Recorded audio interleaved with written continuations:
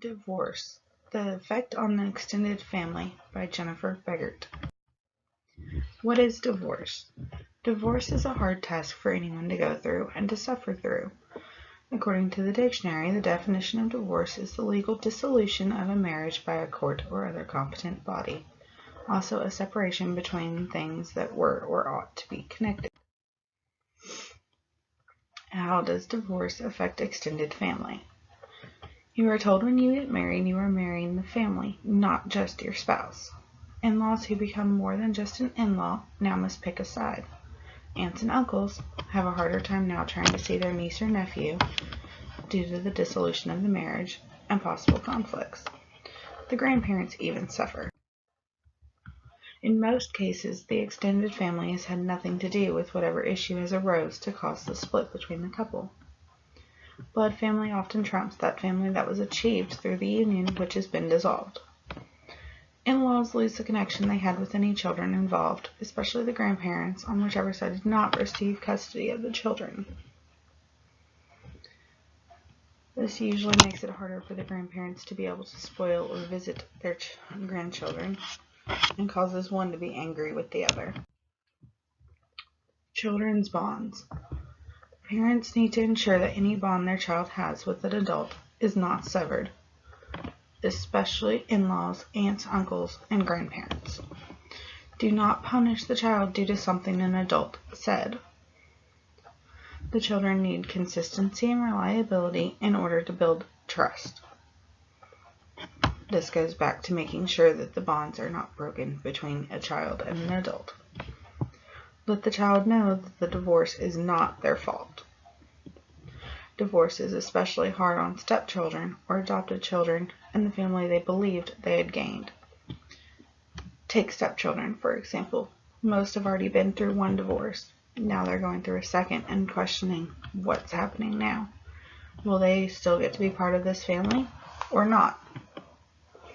Will they still have those siblings they gained? The aunts, uncles, another set of grandparents?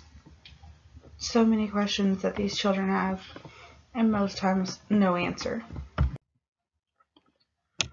The divorce obviously causes conflict within the families. Oftentimes the family ends up believing that they must pick a side, but sometimes this causes conflict and prejudice feelings toward the other side. You do not have to abandon the whole family after you leave your husband or wife. One quote states, "A divorce may separate a couple, but it doesn't necessarily extend to members of the other's family." This was by Weigel in 2014 in a Chicago newspaper. A prime example of this was when my parents got divorced. My mother's side of the family still considers my father part of their family.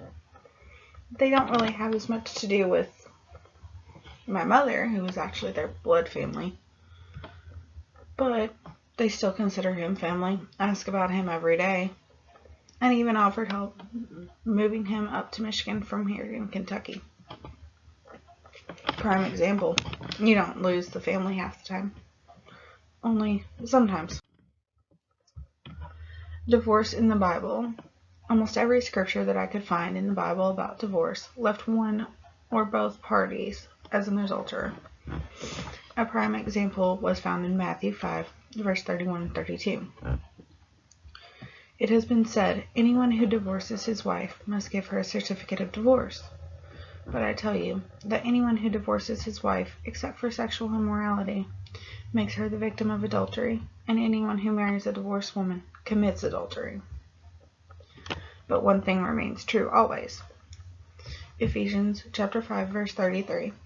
However, each one of you also must love his wife as he loves himself, and the wife must respect her husband. Without the wife loving and respecting her husband, the husband does not always love his wife. Without these two things, the marriage is almost positively going to end in a divorce, which affects everybody, not just the two involved. Here are a couple thoughtful questions for you. If you've ever been through a divorce, did you worry about how it would affect the extended family? the in-laws, grandparents, aunts, uncles, or just your immediate family, you, yourself, your spouse, your child. Do you believe it's true that you marry the family when you marry your spouse, and therefore you also divorce the family when you divorce your spouse?